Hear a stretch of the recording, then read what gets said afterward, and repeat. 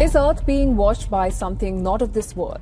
Do we have the technology and the ability to intercept and deal with, in the future, anything alien? Officially, no. Something was recorded, measured, and then immediately buried. No press conference, no stunning public images, just a wall of digital silence. The target was 3I Atlas, a mysterious object visiting from interstellar space. The James Webb Telescope executed a perfect observation, capturing its secrets in infrared light. But those secrets are now the property of a select few scientists who have placed the data under a strict embargo. As this cosmic visitor speeds away, never to return, we have to ask, what did Webb see that was so important it had to be hidden? The gatekeepers of science. It's not the first time this has happened. The James Webb Space Telescope has pointed at strange things before, recorded them, and then the results have vanished behind a wall of technicalities. It's a silence that isn't just silence, it's engineered, built right into the system itself. Because here's something most people don't know. Despite what the public believes, the James Webb Space Telescope doesn't belong to NASA alone. It's operated by a private research group, the Space Telescope Science Institute, and the people who decide what you get to see aren't the ones you might think. They're not elected officials. They're not always transparent. They're brilliant scientists, but they're also gatekeepers. Here's how it works. Every year, a few lucky universities and institutions are granted precious time with the $10 billion telescope. They write up these long, complicated proposals coded in dense scientific language. If a proposal gets approved, the team behind it is given exclusive access to the data. That's right, a publicly funded telescope producing private results. For months, sometimes up to a full year, only the original team of scientists can see what Webb observed. They can analyze it, they can publish it, or they can just plain hide it. They can choose silence. And with the interstellar object 3I Atlas, that's exactly what they did. One team, led by a scientist named Martin Cordiner, submitted a proposal. It was a big one. They wanted to scan the object in infrared, capturing what's called a full spectral cube, a mind-bogglingly detailed three-dimensional map of the object's chemical makeup. The proposal was approved. The telescope pointed, it scanned, and it captured over 40 gigabytes of raw, unfiltered data. An unprecedented look at a visitor from another star system. And then they locked it. They initiated a 3-month embargo, the minimum time allowed for this kind of observation, and they took every single second of it. Think about that for a moment. They could have waived the embargo. With a single click, they could have made this historic data public for every scientist and amateur astronomer on Earth to study. But they didn't. Why would a team of scientists staring at one of the only confirmed interstellar objects ever seen by humanity choose secrecy over collaboration? The official line is that it's standard practice. They'll say they need time to analyze the complex data, that they deserve the first right to publish their findings in a prestigious journal. It's all about academic credit, they claim. But let's be honest, this isn't some distant galaxy or a cold, dead star. This is a visitor actively passing through our cosmic backyard right now. It's like finding a mysterious, unreadable message in a bottle that is washed ashore from an unknown continent, and the first person to pick it up decides to hide it for a year to get the credit for deciphering it. By the time the world knows what it says, the ship that sent it will be long gone, because when 3I Atlas leaves our solar system, it will not return. Now here's the part that really doesn't make any sense. Another proposal from a different team used something called director's discretionary time to observe the very same object. And guess what happened to their data? It was made public instantly. Let that sink in. 2 separate observations with the same telescope pointed at the same mysterious object.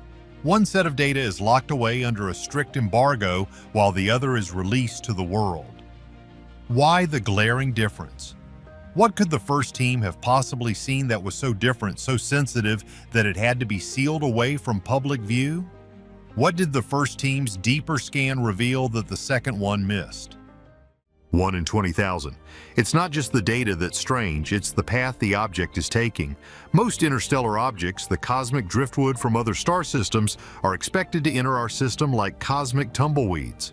They get tossed around by gravitational forces, sweeping through at steep, wild, and unpredictable angles. They come in fast and they leave even faster. But 3I Atlas, it's different. It's funny when you think about it, space is supposed to be random, chaotic, but this object's journey feels anything but. First off, its orbit is retrograde. That means it's moving against the flow of traffic in our solar system, orbiting the sun in the opposite direction of Earth and all the other planets. That alone is incredibly rare, but then it gets even weirder.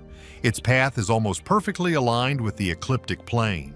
The ecliptic is the flat, disc-like plane where Earth, Mars, Jupiter, and all the major planets make their orbits. 3I Atlas is only off by about 5 degrees. That level of alignment is statistically baffling.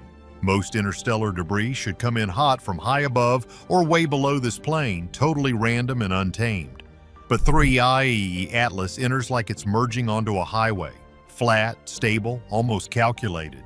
And then there's the specific route it takes. Get this, it makes close passes to Mars, then Venus, then Jupiter. 3 planetary encounters in that exact sequence. It's like it's taking a deliberate tour, sampling the inner solar system. Mars, the cold red desert. Venus, the toxic hell world. Jupiter, the colossal gas giant. A grand tour of extremes.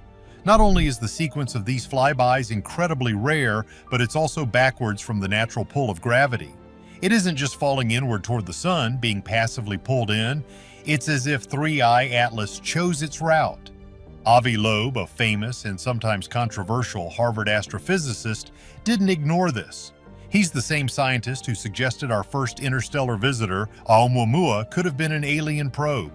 With 3I Atlas, he ran the numbers. He calculated the odds of this specific trajectory, this level of alignment with the ecliptic, this proximity to 3 planets, and this precise timing, all happening purely by chance. The number he came up with is staggering, 1 in 20,000. The trajectory is just very unusual. The timing of its arrival brings it close to Mars, Venus, and Jupiter. The chance of that happening by coincidence, 1 in 20,000. And remember, this isn't some late-night talk show theory.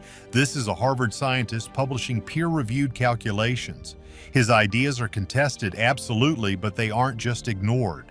Still, the mainstream scientific community's response has been mostly silence, a few shrugs, and dismissals. They say it's just a coincidence, that these objects follow natural dynamics, not some hidden intention. But let's be real. We've now seen 3 confirmed interstellar visitors in just 8 years after centuries of seeing none. Oumuamua, Borisov, and now Atlas. Each one has arrived with its own set of bizarre anomalies. Each one arriving quietly, moving too fast to catch, and spotted too late to properly question. What changed? Have these objects always been passing by unnoticed, or are we just now entering a part of the galaxy where things drift a little closer? And if that's true, what else is out there with them? This isn't just about chance anymore. It's about a pattern. A comet is random. Space debris is chaotic. But the path of 3 Atlas feels designed. A flight path, a probe, a scan. If it is scanning our system, something or someone might be listening. Losing the signal. The object is here now, it's in motion, and very soon it will be gone for good. 3I Atlas is blazing through our solar system at nearly 134,000 miles per hour. That's about 37 miles per second. It's moving so fast that it will easily escape the sun's gravitational pull and continue its journey into the void. Its path is what astronomers call hyperbolic, an open-ended trajectory. It will never ever return. And worse, we're about to lose sight of it completely. In late October, 3I Atlas will reach perihelion, its closest point to the sun. This is the moment of maximum drama. That's when it will be most active, most volatile, shedding dust, ice, and gas as it gets blasted by intense solar heat. This is the moment it could reveal its deepest secrets, its inner composition. But we won't be able to see it, because from Earth's perspective, the object will be flying directly behind the sun. We will be blinded, blocked, and left totally in the dark. It's a complete cosmic blackout. For all of our ground-based telescopes from Chile to Hawaii, it will be a complete dead zone. For the Hubble Space Telescope, which orbits the Earth, the sun's glare will be utterly blinding. Even the mighty James Webb, sitting 1,000,000 miles away from Earth at a special point in space called L2, has strict pointing restrictions. It can't look too close to the sun, or it risks frying its incredibly sensitive, multi-billion-dollar optics. It's funny when you think about it, the timing is almost cruelly perfect. We wait for years, for decades, for interstellar visitors to arrive. And now, when one finally shows up that's bright enough, close enough, and mysterious enough to warrant our full attention, we lose it. We lose it at the very moment it could tell us everything. Image illustrating Earth, the Sun, and 3I Atlas's position during perihelion. But there might still be a sliver of hope. A very thin one. Two spacecraft that are already in flight are, by sheer coincidence, drifting closer to 3I Atlas than anything else we have. NASA's Psyche mission, which is on its way to a bizarre metal-rich asteroid, and the European Space Agency's JUICE mission, which is heading to study Jupiter's icy moons. Both of these probes will pass within about 28 to 37 million miles of the object during its peak activity. That's close enough to see it, maybe even to study it in ways we can't from Earth. But here's the catch. Neither mission was designed for this. To observe Atlas, they would have to divert from their primary mission. They'd have to burn precious fuel, change their carefully planned course, and risk the failure of their main objectives. In deep space, every single maneuver is a massive gamble. Every ounce of propellant is a lifeline. So, will they take the shot? That decision rests with mission teams, with engineers and administrators, people who might not believe this strange object is worth the monumental risk. But what if it is? What if this is our only chance to see an interstellar visitor up close? There's one more option on the table, a radical one. Avi Loeb has proposed using Juno, a NASA probe currently in orbit around Jupiter, to attempt a last-minute slingshot maneuver toward 3I Atlas. On paper, it's technically possible. With a perfectly timed engine burn, Juno could use Jupiter's immense gravity to fling itself onto a new path and intercept the object sometime in early 2026. It would be the first time in human history we actively chased a visitor from another star system. A true rendezvous with a stranger. But in reality, the plan is a long shot. It's funny when you think about it. We have this amazing technology, but sometimes we're just in the wrong place at the wrong time. Juno's main engine is damaged, its fuel supply is critically limited, and its mission at Jupiter has already been stretched thin. Most space agencies and scientists call the idea a fantasy. Too risky, too complicated, too late. But if it could work, just this once, it would be historic. Because once Atlas moves past Jupiter's orbit, that's it. It begins to fade. Its glowing coma of gas and dust shrinks. Its chemical signature dissolves back into the background noise of deep space. And then it's just another fading dot, just another ghost, lost in the endless void. And we'll all be left here, staring at our locked computer files, wondering what we missed. Because there is no rewind button in space. There are no second chances. There is only forward motion and silence. If you're still watching, still questioning, then subscribe for more. What do you think they found? And are we being protected from the truth or just being ignored?